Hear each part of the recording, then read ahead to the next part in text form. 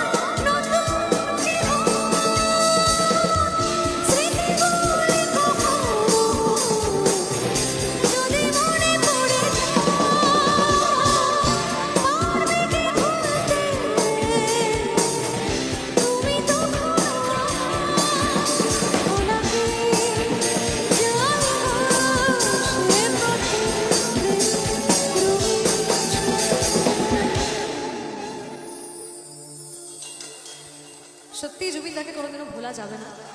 জুবিন দা এনেকুৱা মানুহ আছিলে আমি কেতিয়াও পাহৰিব নোৱাৰিম। আৰু জুবিন দা আমাৰ দৰে সাধাৰণ মানুহ নাছিলে। গতিকে আমি সকলোৱে যিমান দিন জীয়াই থাকিম, যিমান দিন অসম আছে, সিমান দিনে আমাৰ জুবিন দা আমাৰ ভিতৰত, আমাৰ অন্তৰত, আমাৰ হৃদয়ত থাকিব, হয়নে নহয়? আমি একেলগে কম, জয় জুবিন দা, জয় জুবিন দা, জয় জুবিন দা, জুবিন দা অমৰ হওক, জুবিন দা অমৰ হওক, জুবিন দা অমৰ হওক, জয় আই অসম, জয় আই অসম, জয় আই অসম।